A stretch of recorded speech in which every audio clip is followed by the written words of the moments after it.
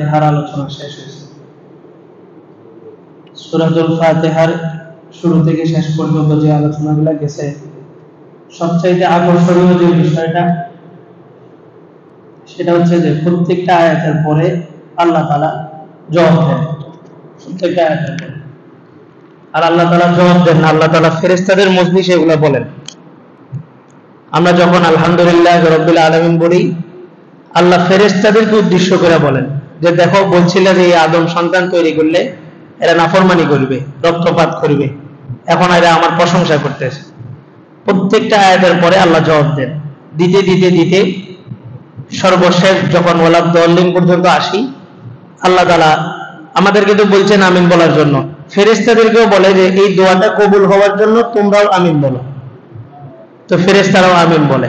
আবার ম্যাজিক কি, যে ফেরেশতারা যখন আসমানে আমিন বলে, আমরা যখন জমিনে আমিন বলি, তো আমাদের যাদের আমিন ফেরেশতাদের সাথে মিলে যাবে। মান ওয়াফাকা তামিনুহু তামিনাল মালায়েকা, যার আমিনটা তাদের সাথে মিলে যাবে, গফিরা লাহু মা তাকাদ্দামা মিন যামবি, তার পিছনে সব গুনাহগুলো আল্লাহ তাআলা মাফ করে দিবেন। এত দামি একটা সূরা, এই সূরাটা ওই অনুভূতি নিয়েই পড়া। এবং চারটা কালিমা বলছিলাম, সুবহানাল্লাহ ওয়ালহামদুলিল্লাহ ওয়ালা ইলাহা ইল্লাল্লাহ ওয়াল্লাহু আকবার। চারটা কালিমা এতটাই দামি যে চারটা কালিমার পরে আল্লাহ কথা বলেন। আর চারটা কালিমা পড়ার পরে রাসূল বলছেন তিনটা দোয়া করবা, সাথে সাথে কবুল। এক নাম্বার, আল্লাহুম্মা গফিরলি, হে আল্লাহ আপনি আমাকে ক্ষমা করেন। আল্লাহ বলেন যে গফারতু, ক্ষমা করলাম। দ্বিতীয় নাম্বার, আল্লাহুম্মা আরহামনি, হে আল্লাহ আপনি আমার উপরে দয়া করেন। আল্লাহ বলেন যে রহিমতু, দয়া করলাম। তিন নাম্বার হচ্ছে আল্লাহুম্মা আরযুকনি, আল্লাহ পৃথিবীর সমস্ত পেরেশানি একমাত্র রিজিকের জন্য, সবাই যত কিছুই করে রিজিকের জন্য করে, আল্লাহ আপনি আমার রিজিকের ব্যবস্থা করেন। আল্লাহ বলেন যে রাযাকতু, আমি রিজিকের ব্যবস্থাও করলাম। তো এগুলা অনুভূতি নিয়ে পড়া, আর যেদিন যেটা বলা হয় এটা আমলে আনা, তাহলে সহজ। একটু কারগুজারির জন্য আচ্ছা, সবাই ফজরের নামাজের আগে 2 রাকাত সুন্নাত পড়ছেন না? 2 রাকাত। অনেকে অন্য অন্য সূরা দিয়ে পড়ছেন। সূরা কাফিরুন এবং সূরা ইখলাস, এই 2 সূরা দিয়ে কে কে পড়ছেন? সূরা কাফিরুন এবং সূরা ইখলাস। মাশাআল্লাহ, অনেকে আছে। যে আমরা খানা খাই, সুন্নত তরিকায় খাইলেও পেট ভরবে, এমনি খাইলেও পেট ভরবে। ডান হাত দিয়ে খাইলেও পেট ভরবে, বাম হাত দিয়ে খাইলেও পেট ভরবে। ইস্তিনজা করতে গেলাম, ওয়াশরুমে গেলাম, সুন্নত তরিকায় গেলেও ওয়াশরুমে জরুরত ছাড়া হবে, সুন্নত তরিকা ছাড়া গেলেও জরুরত ছাড়া হবে। কিন্তু সুন্নত তরিকা করলে এটা একটা বরকত। আর আমাদের যে কোনো কাজ কবুল হওয়ার জন্য 1 নম্বর শর্ত হইল সুন্নত তরিকায়, রাসূলের পদ্ধতিতে হওয়া। রাসূল তার জীবনের অধিকাংশ সময় ফজরের নামাজের 2 রাকাত সুন্নাত, সূরাতুল কাফিরুন এবং সূরাতুল ইখলাস, এই 2 সূরা দ্বারা পড়তেন। অন্য সূরা দ্বারা পড়লেও হয়ে যাবে, কিন্তু রাসূল এই 2টা সূরা দিয়ে পড়তেন। রাসূলের মহব্বত থাকলে রাসূলের সুন্নতগুলোকে খুঁটা খুঁটা খুঁটা খুঁটা বের করা, যেখানে রাসূলের কি সুন্নত, একদম জন্ম থেকে মৃত্যু আপনি ইস্তেঞ্জাখানায় যাবেন, সেখানে কিভাবে বসবেন এটাও রাসূলের সুন্নত আছে। আপনি বিবির কাছে যাবেন, বিবির সাথে কিভাবে কথা বলবেন, কি করবেন, সেখানেও রাসূলের সুন্নত আছে সব জায়গায়। আল্লাহ আকবার। এই জন্য সূরাতুল ফাতিহাটা ওই অনুভূতি নিয়ে পড়া নামাজের মধ্যে, যে আমি আল্লাহর সাথে কথা বলতেছি। সূরাতুল বাকারা এবং সূরাতুল আলে ইমরান 2টা সূরা। সূরাতুল বাকারা এটা মাদানী সূরা। মাদানী সূরা বলা হয় যেটা হিজরতের পরে মদিনায় অবতীর্ণ হয়েছে। মাদানী সূরাগুলো একটু বড় হয়, আর মাক্কি সূরাগুলো ছোট হয়। যেমন সূরাতুল ফাতিহা মাক্কি সূরা, ছোট। আর মাদানী সূরাগুলো সূরাও বড় হয়, আয়াতও বড় হয়। এবং মাদানী সূরাগুলোর মধ্যে শরীয়তের বিভিন্ন বিধান আল্লাহ তাআলা আদেশ করছেন, হুকুম আহকাম। সূরাতুল বাকারা এবং সূরাতুল আলে ইমরান, এই 2 সূরা আল্লাহ রাসূল বলেন, তাআল্লামু সূরাতুল বাকারা ওয়া সূরাত আলে ইমরান ফাইন্নাহুমা ইয়াতাহাজ্জান ফিল আবদি ইয়াউমাল কিয়ামাহ। বলে যে তোমরা সূরাতুল বাকারা এবং সূরাতুল আলে ইমরান এই 2 সূরা শিখো। এই 2টা সূরা কিয়ামতের দিন বান্দার পক্ষ হয়ে আল্লাহর সাথে ঝগড়া করতে থাকে, তর্ক বিতর্ক করতেই থাকে। কতক্ষণ পর্যন্ত? হাত্তা ইয়াদখুলাল আবদু ফিল জান্নাহ, যতক্ষণ পর্যন্ত বান্দাকে জান্নাতে প্রবেশ না করাইবে ততক্ষণ পর্যন্ত এই 2টা সূরা আল্লাহর সাথে তর্ক করতেই থাকে। এই 2টা সূরার অনেক দাম। আরেক হাদিসের মধ্যে আসে তিরমিজি শরীফের, সম্ভবত আবু সাঈদ খুদরি রাদিয়াল্লাহু তাআলা আনহু থেকে বর্ণনা, বলেন যে এই দুইটা সূরা হাসরের মাঠে যখন আপনার মাথার উপরে সূর্য থাকবে, এই দুইটা সূরা সমস্ত মানুষ যখন তার ঘামের মধ্যে সাঁতার কাটতে থাকবে, রাসূলের হাদিস, তখন এই দুইটা সূরা আপনাকে মেঘমালা হয়ে আপনার মাথার উপরে ছায়া দেবে।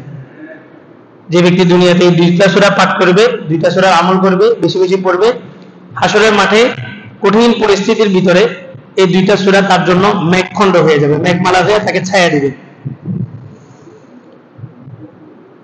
যেই দিন ইয়াউমা লা যিল্লা ইল্লা যিল্লুহ, 7 শ্রেণীর লোক, পৃথিবীতে 7 শ্রেণীর লোক ব্যতীত সমস্ত মানুষের মাথার উপরে সূর্য থাকবে, 1 বিঘত উপরে, এবং সমস্ত মানুষ তার ঘামের মধ্যে সাঁতার কাটতে থাকবে। কারো ঘাম হবে পায়ের টাকনু সমান, কারো ঘাম হবে পায়ের হাঁটু সমান, কারো ঘাম হবে কোমর সমান, আর কারো ঘাম হবে গলা, আর কেউ ঘামের মধ্যে ডুবেই থাকবে। এটা যার যার গুনাহ, যার যার আমল অনুপাতে ঘামটা হবে। আরেক হাদিসের মধ্যে আছে শুধু সূরাতুল বাকারার ব্যাপারে,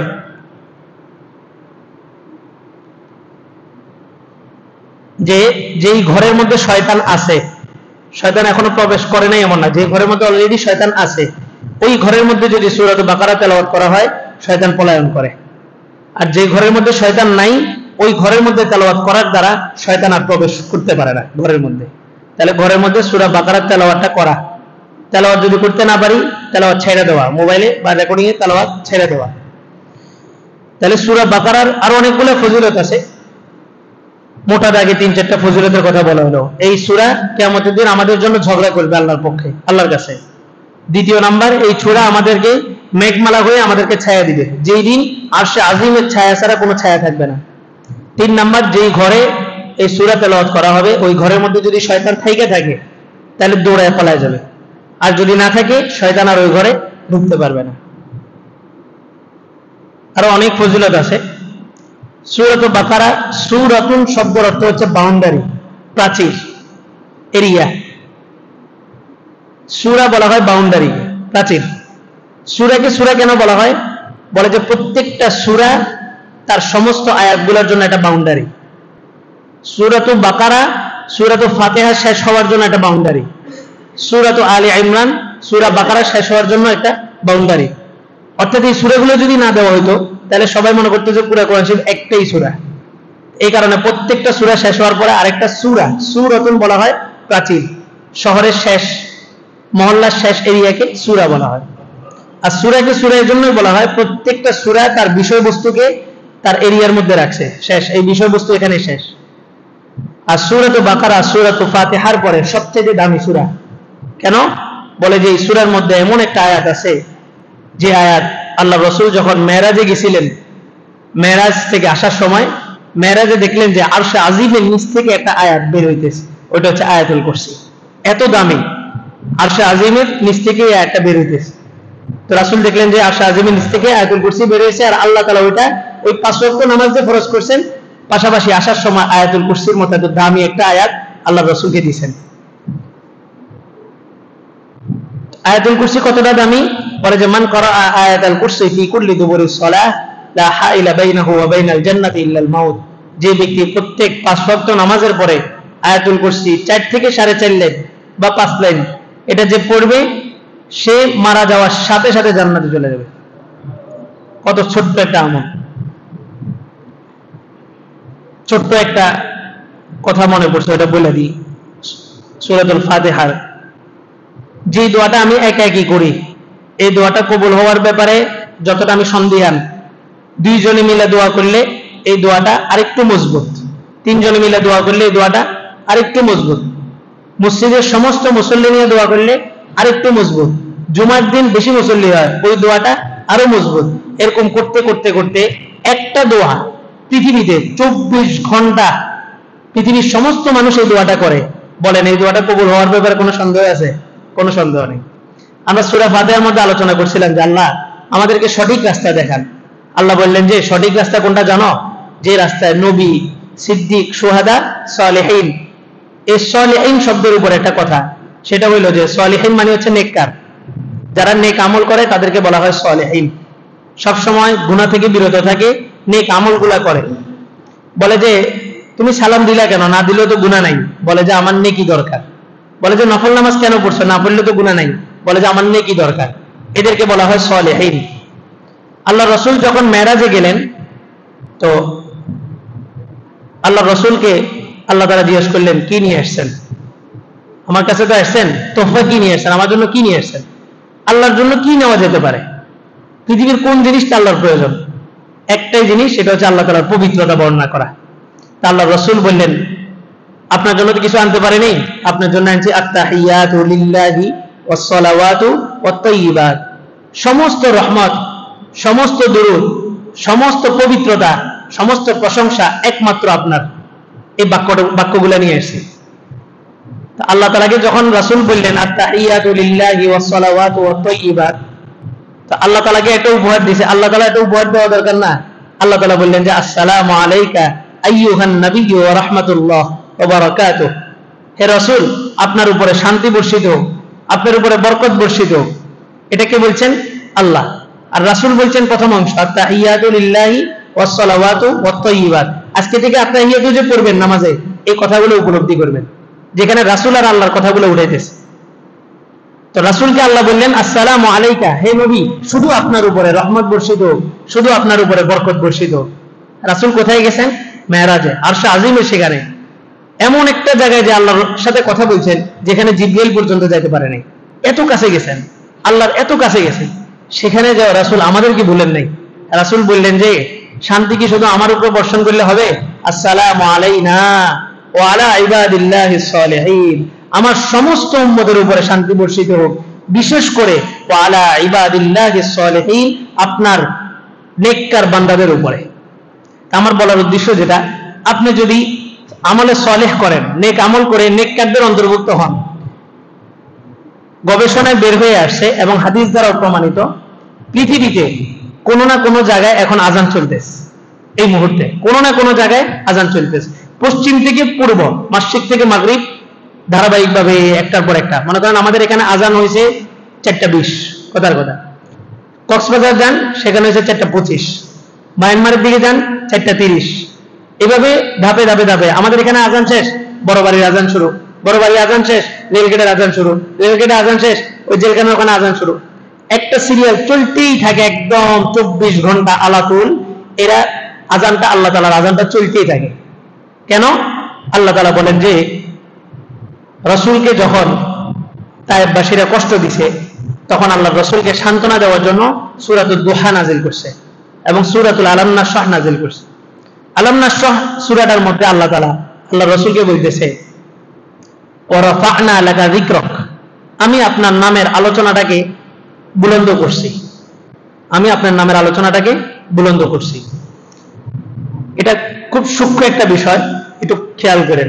আমরা কোন একটা জিনিস উঁচা করলাম, মনে করেন এটা সভাপতি হিসাব দিছে, এটা লং এর দাম দেখছেন, কেজি মনে হয় 4000 টাকা, মনে হয় দেখলাম 1200। তো এটা মনে করেন আমি উপরে উঠাইছি, কতক্ষণ? 1 ঘন্টা সর্বোচ্চ, এর বেশি উপরে ধরে রাখা আমার দ্বারা সম্ভব না। কিন্তু আল্লাহ তাআলা যখন বললেন যে আমি উপরে উঠাইছি, তার মানে কিয়ামত পর্যন্ত এটা উপরে থাকবে, এটা একটা সেকেন্ডের জন্য নিচে নামা অসম্ভব। আল্লাহ রাসূলকে বললেন যে রাসূল, আমি আপনার নামটাকে উঁচু করছি, তার মানে হলো প্রতিটা সেকেন্ডে এটা উঁচু থাকতে হবে, এটা নিচে নামা যাবে না। এই কারণে আল্লাহ তাআলা এমন একটা সিস্টেম করছেন যে পুরা পৃথিবীতে কোন না কোন জায়গায় আশহাদু আন্না মুহাম্মাদুর রাসূলুল্লাহ বলা হইতেই থাকবে কিয়ামত পর্যন্ত। এই কারণে আল্লাহ তাআলা এই সিস্টেম করছেন। এখানে আজান শেষ হইতে আরেক জায়গায় আজান শুরু, ওখানে আজান শেষ হইতে আরেক জায়গায় আজান শুরু। কারণ কি? ওই যে আশহাদু আন্না মুহাম্মাদুর রাসূলুল্লাহ, যে আল্লাহর রাসূলের নামটা আল্লাহ তাআলা বুলন্দ করছেন, এটা যেন 1 সেকেন্ডের জন্য যেন নিচে না নামে। তো আজান যেহেতু সব জায়গায় চলতে থাকবে একটার পর একটা, তার মানে নামাজও একটার পর একটা চলতে থাকবে। নামাজ যেহেতু চলতে থাকবে, তার মানে এট এ টাইম একটার পর একটা সবাই দোয়া করতে থাকবে, ওয়া আলা ইবাদিল্লাহিস সালিহিন, ওয়া আলা ইবাদিল্লাহিস সালিহিন। এই বাক্যটাও পুরা পৃথিবীর সমস্ত জায়গায় সমস্ত মানুষ প্রতিটা নিয়ত প্রতি সেকেন্ডে এই বাক্যটার উপরে দোয়া করতেছে। বলেন, এই দোয়াটা কবুল হওয়ার ব্যাপারে কোনো সন্দেহ আছে? আমরা মুসল্লিরা দোয়া করলে এটা তো মজবুত, পুরা পৃথিবীর সমস্ত মানুষ দোয়া করলে এটা কয়েক হাজার গুণ বেশি মজবুত। তাহলে আমি যদি নেককার হয়ে যাই, পুরো পৃথিবীর সমস্ত মানুষ আমার জন্য দোয়া করবে। হ্যাঁ, এজন্য নেক আমলগুলো খুঁজে খুঁজে করা। আর এই দোয়াটা যখন করবেন, ইহদিনাস সিরাতাল মুস্তাকিম সিরাতাল লাযিনা আনআমতা আলাইহিম, তখন এই জিনিসগুলো উপলব্ধিতে আনবেন। আল্লাহু আকবার। তো সূরা বাকারা, বাকারা শব্দের অর্থ হচ্ছে গাভী। সূরার নাম গাভী। সূরার নাম গাভী কেন হইল? বলে যে এই সূরার মধ্যে একটা ঘটনা আছে। ঘটনাটা হইল মুসা আলাইহিস সালামের যুগে বনি ইসরাইলের এক লোক, তার অনেক সম্পত্তি ছিল কিন্তু তার কোনো সন্তান ছিল না। তো শরীয়তের বিধান হচ্ছে কারো যদি সন্তান না থাকে তাহলে তার সম্পত্তিগুলা পাবে তার ভাতিজা। এটা তো জানেন আপনারা। আমার সন্তান নাই, তাহলে আমার সম্পত্তিগুলা আমার ভাতিজা পাবে। কেন? আল্লাহ রাসূল বলছেন আম্মুর রজনী সিংহ আবি, চাচা বাপের মতোই, চাচা বাপের মতো। তাহলে আমার যেহেতু সন্তান নাই, আমার ভাতিজাই আমার সন্তানের মতো। আর ভাতিজা যেহেতু সম্পর্কে আমি চাচা হই, কেমন যেন আমি তার বাবা হই। তো ওই লোক এটা সহ্য করতে পারলো না যে আমার সম্পদ, আমার সন্তান নাই, আমার ভাতিজা ভোগ করবে। সে তার ভাতিজাকে হত্যা করলো। হত্যা করার পরে হত্যার বিধান, আমি একজনকে হত্যা করছি, আমি ধরা পড়লে আমাকে হত্যা করা হবে, এটা হচ্ছে বিধান। তো সে নিজের হত্যাকাণ্ডটা ঢাকার জন্য, ধামাচাপা দেওয়ার জন্য এই লাশটাকে নিয়ে দূরে পাশের গ্রামের এক ব্যক্তির বাড়ির সামনে যায় রেখে আসে। সকালবেলা যখন সবাই দেখলো ওই বাড়ির সামনে মৃত লাশ, ওই বাড়ির মালিককেই সবাই গ্রেফতার করলো, পুলিশে গ্রেফতার করলো। সে বললো যে তাকে আমি চিনি না, তাকে কেন আমি হত্যা করব? আর মামলা দিছে কে? মামলা দিছে ওই চাচা। বলে যে আমার সন্তান তো নাই, আমার একমাত্র আমার ভাতিজা, এই ভাতিজাকে হত্যা করলো। এখনো দেখি কিছু কিছু ঘটনা এরকম, যে ঘটনাটা ঘটাইছে বিবি স্বামীরে মেরে ফেলাইছে, মাহিরা বিবি যে মামলা করছে আমার স্বামীরে পাইতেছি না, পরে দেখা গেছে তদন্ত করে যে এই বিবি কি করছে, স্বামীকে হত্যা করছে। তো সে মামলা সবার কাছে প্রচার শুরু করলো যে আমার ভাতিজাকে কে যেন হত্যা করে ফেলাইছে। সে বলতে পারতো যে আমার ভাতিজাকে পাইতেছি না, কিন্তু সে কি বললো? আমার ভাতিজাকে হত্যা করছে। বলে যে তুমি চুরি করছো। বলে যে আমি চুরি করি নাই। বলে যে তুমি চুরি করছো, সত্য কথা বলো। বলে যে আমি চুরি করি নাই। আমি নিজে চোখে দেখছি তুমি চুরি করছো। তো বলে যে না, আমি যখন চুরি করছি তখন আপনি ঘুমিয়েছিলেন, আপনি দেখছেন কিভাবে। বাড়ির টাকা চুরি হয়েছে 20,000। হ্যাঁ, এখন মালিকে সকালবেলা দোকানে যায়, বলতেছে আমার বাড়িতে 1 লক্ষ টাকা চুরি হয়েছে। তো চোর বলতেছে আপনার বাড়িতে টাকা চুরি হয়েছে 20,000, আপনি 1 লক্ষ কেন বললেন? এখন তার ভাতিজা কি মারা গেছে এটা কি কেউ জানে? তার ভাতিজা, সে বলতে পারতো যে আমার ভাতিজা হারাই গেছে, সে বলতেছে যে আমার ভাতিজাকে হত্যা করা হয়েছে। তো তুমি জানো কেমনে? তো সবকিছু মিলে একটা ঘোলাটে পরিস্থিতি হয়ে গেছে। তো তারা গেল মুসা আলাইহিস সালামের কাছে, যা বললো যে আপনি আল্লাহর কাছে বলেন আল্লাহ যেন হত্যাকারীকে বের করে দেয়। আল্লাহ তাআলা বললেন যে সহজ সিস্টেম, তোমরা একটা গরু জবাই করবা।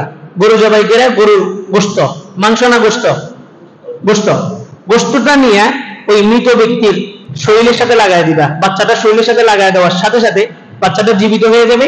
জীবিত হয়ে তার হত্যাকারীকে সেটা বর্ণনা করবে। আমি এখন যে ঘটনাটা বলতেছি হুবহু এটা সামনে 10-12-20টা গেলে ওখানে বর্ণনা করা আছে।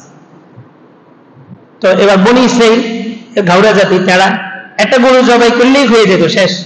তারা মুসা আলাইহিস সালামকে দিয়ে প্রশ্ন করলো, আল্লাহকে জিজ্ঞেস করেন গরুটা কি গাভীন হবে না হাল চাষের গরু হবে? এবার আল্লাহ তাআলা বললেন যে এমন একটা গরু যেটা কখনো পানি টানার কাজেও আসে নাই, হাল চাষের কাজেও আসে নাই। তারা আবার জিজ্ঞেস করলো মা লাউনুহা, ক্বালু দোলানা রাব্বাকা ইউবাইয়িন লানা মা লাউনুহা, আপনি আল্লাহকে বলেন গরুর রংটা যেন আমাদেরকে বলে দেয়। এত প্রশ্নের দরকার তো ছিল না। এরা যত প্রশ্ন করছে আল্লাহ তাআলা তত কঠিন করছে। এরপর আল্লাহ তাআলা বললেন ফাকিউল লাউনুহা তাসুরুন নাজিরিন, গাঢ় হলুদ, গাঢ় হলুদ, এরকম গরু কিন্তু দেখা যায় না। এরা যত প্রশ্ন করছে আল্লাহ তাআলা তত কঠিন করছেন। করতে করতে এমন কঠিন বর্ণনা দিবেন যে যেই গরুর বিবরণ দিবেন আল্লাহ তাআলা, ওই গরু তৎকালীন বিশ্বে মাত্র একটাই ছিল। এরকম হলুদ রঙের গরু যেটা হাল চাষের কাজেও আসে নাই, পানি টানার কাজেও আসে নাই, এরকম গরু ছিল কয়টা? একটা। খুঁজতে খুঁজতে খুঁজতে মাসকে মাস খুঁজতে খুঁজতে পরে এটা পাইছে। পাওয়ার পরে ওই যে মালিক মনে হয় বাঙালি ছিল, বাঙালি দেখবেন সিজনে জিনিসের দাম বাড়ায় দিব। যখন আপনি ঠেকা, এখন গরমের সিজন, সবাই ডাব খেতে চায়, ডাবের দাম বাড়ে যায়। মানে যে জিনিস আপনি ঠেকা ওই জিনিসের দাম বাড়ায় দিবে। আর বাইরের রাষ্ট্রগুলো যে জিনিসটা আপনার চাহিদা বেশি, ওই জিনিসটা সাপ্লাই বেশি হওয়ার জন্য দাম কমায় দেয়। আর আমরা ডিমান্ড বাড়ানোর জন্য ওটার দামটা বাড়াই দিই। শেখ মুজিব একবার এরকম করছিল, আলুর দাম বাড়ানোর জন্য টনকে টন আলু ফালাই দিয়েছিল নদীতে। আল্লাহু আকবার। তো মালিক যখন দেখলো যে এরা গরুটা নিতেই হবে, এরা গরুটা এত মাসকে মাস খুঁজছে, গরুটা পাই নাই, এখন আমার কাছে আছে, মালিকও দাম বাড়াইছে। কেমন দাম? বলে যে এই গরু সমপরিমাণ স্বর্ণ দিলে তারপর তোমাদের এই গরু দিব। একটা গরু কতগুলো কেজি, মনে করেন কমপক্ষে 30 কেজিও ধরি, 30 কেজি স্বর্ণ কি বাড়ির গাছের কথা। তো সে বলতেছে যে এই গরু নিতে হলে এই গরু সমপরিমাণ আমাকে স্বর্ণ দিতে হবে। এখন কি করার, হত্যাকারীকে তো বের করতে হবে। তো তারা বনি ইসরায়েলের সমস্ত স্বর্ণ ওই ফেরাউন থেকে যেগুলো আনছিল, ফেরাউনের ওখান থেকে ওই স্বর্ণ সবগুলা দিয়ে এই গরুটা ক্রয় করছে। করার পরে এই গরু জবাই করছে। জবাই করে যখন এই গোশত ওই বাচ্চার গায়ে লাগানো হয়েছে, বাচ্চা তখন জীবিত হয়ে বলে দিয়েছে যে তার হত্যাকারী তার চাচা। লম্বা ঘটনা, ওটা আসলে ওখানে বলা হবে বিস্তারিত। এই যে গাভীর একটা আলোচনা সূরাতুল বাকারার মধ্যে আছে, এই কারণে সূরার নাম রাখা হয়েছে কি সূরাতুল বাকারা। আল্লাহ সূরাতুল বাকারার শুরুতেই আল্লাহ তাআলা শুরু করছেন আলিফ লাম মিম।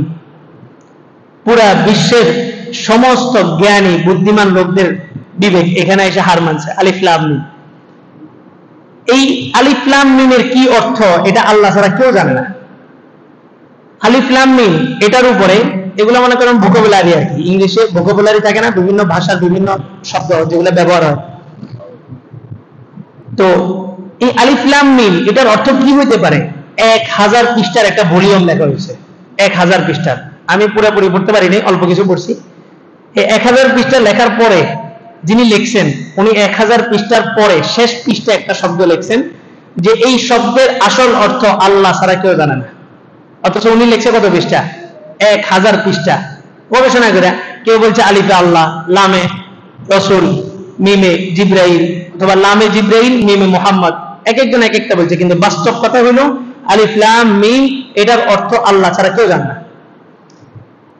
হুয়াই ইবনে আখতাব, ইহুদিদের বড় পণ্ডিত, সে যখন শুনলো আল্লাহ রাসূল তেলাওয়াত করছে আলিফ লাম মিম যালিকাল কিতাবু লা রাইবা ফিহি হুদাল লিল মুত্তাকিন, সে বলল মুহাম্মদ এই আলিফ লাম মিম যালিকাল কিতাব, এই আলিফ লাম মিম এটা কি তোমার উপরে জিবরাইল নিয়ে আসছে? তো বলে যে হ্যাঁ।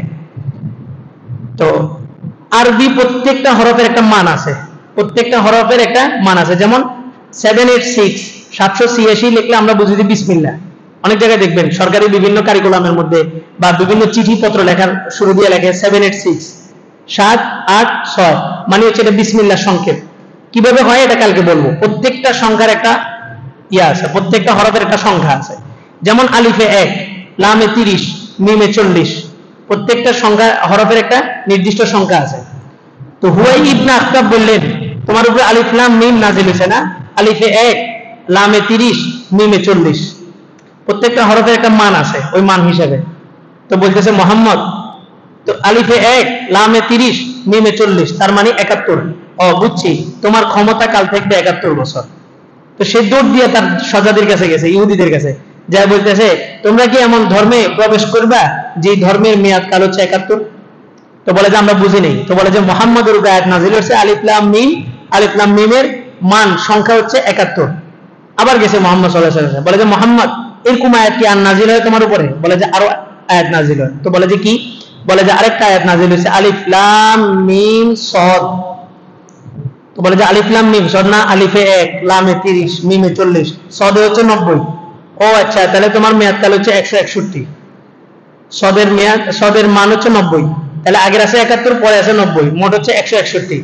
তো বলে যে মুহাম্মদ তাহলে তোমার মেয়াদ কাল হচ্ছে 161 বছর, 161 বছর পরে তোমার ধর্মটা বিলুপ্ত হয়ে যাবে। সে আবার জিজ্ঞেস করলো, বলে যে এরকম আর কোন আয়াত নাযিল হয়? তো বলে যে এরকম আরো একটা আয়াত নাযিল হয় আলিফ লাম র, আলিফ লাম র। তো বলে যে আলিফে 1, লামে 30, রতে হচ্ছে 200, রর মান 200। তো বলে যে তোমার মেয়াদ কাল হচ্ছে 231 বছর। তো বলে যে আর নাযিল হয়? তো বলে যে আরো নাযিল হয় আলিফ লাম মিম র। তো বলে যে আলিফে 1, লামে 30, মিমে 40, রতে 200, তার মানে 271 বছর। আরে আমার কাছে হিবিজিবি লাগতেছে, আমি এগুলো বুঝতেছি না, বলে সে চলে গেছে। হুয়াই ইবনে আখতাব বলতেছে আমার কাছে এগুলো একদম এলোমেলো লাগতেছে, আমি এগুলো বুঝতেছি না, বলে সে চলে গেছে। আলিফ লাম মিম এটার অর্থ যদিও আল্লাহ ছাড়া কেউ জানে না, তবে আলিফ লাম মিম পড়লে সওয়াব আছে, এটার মধ্যে কোনো সন্দেহ নাই। আমাদের সমাজের এক শ্রেণীর লোক আছে যারা বলে যে কোরআন শরীফ না বুঝি পড়লে কোনো সওয়াব নেই, আছে না? কোরআন শরীফ না বুঝি পড়লে কোনো সওয়াব নাই। ওনাদেরকে জিজ্ঞেস করবেন আলিফ লাম মিম পড়লে কোনো সওয়াব আছে? তো বলবে যে আছে। তো বলবেন যে আলিফ লাম মিমের অর্থ কি? তো উনি ওনার কথায় আটকা পড়ে যাবে। রাসূল বলেন কোরআনের প্রতিটা হরফে 10টা করে নেকি দেওয়া হয়। আমি বলতেছি না আলিফ লাম মিম একটা হরফ, বরঞ্চ আলিফ একটা হরফ, লাম একটা হরফ, মিম একটা হরফ। কে বলছে? রাসূল বলছে। তার মানে বোঝা গেল আপনি বুঝা পড়েন না বুঝা পড়েন, সর্ব অবস্থায় কোরআন তেলাওয়াত করলে সওয়াব আছে। তবে হ্যাঁ, বুঝা পড়লে একটু সওয়াব বেশি, কিন্তু না বুঝা পড়লে যে সওয়াব নাই, এটা যারা বলে তাদেরকে জিজ্ঞেস করা দরকার যে আলিফ লাম মিমের অর্থ কি। তো কিং কর্তব্য বিমূঢ় হয়ে যাবে, এটার কোনো অর্থ আল্লাহ ছাড়া কেউ জানেন না। তো হুয়াই ইবনে আখতাব যখন সে বলল যে আমার কাছে এলিমেগুলো লাগতেছে, আল্লাহ তাআলা সাথে সাথে আয়াত নাযিল করলেন সূরা আলে ইমরানের প্রথম পৃষ্ঠার মধ্যে, যে আয়াতগুলা কোরআন শরীফের আয়াতগুলা দুই ভাগ। কিছু কিছু আয়াত আছে আয়াত ও মুহকামাত, বিধিবিধানের আয়াত, আল্লাহ তাআলা বিধিবিধান দিয়েছেন স্পষ্ট, হুন্না উম্মুল কিতাব, এগুলা কিতাবের মূল। ওয়া উখরু মুতাশাবিহাত, আর কিছু কিছু আয়াত আছে যেগুলা সাদৃশ্যপূর্ণ, যেগুলা সাদৃশ্যপূর্ণ। আল্লাহ নিজেই বলতেছেন ওমা ইয়ালামু তাউইলাহু ইল্লাল্লাহ, ওই সাদৃশ্যপূর্ণ যে আয়াতগুলো আছে এগুলার ব্যাখ্যা আল্লাহ ছাড়া কেউ জানেন না। সাদৃশ্যপূর্ণ কোনগুলা? ওই যে আলিফ লাম মিম সাদ, কাফ হা ইয়া আইন সাদ, কফ ইয়াসিন, এগুলার অর্থ কেউ জানে না। তহা, এগুলার অর্থ আল্লাহ ছাড়া কেউ জানে না। এগুলাকে বলা হয় হুরুফে মুকাত্তাআত, বিক্ষিপ্ত হরফ। বিক্ষিপ্ত হরফ, এই হরফগুলোর অর্থ আল্লাহ ছাড়া কেউ জানে না। আল্লাহ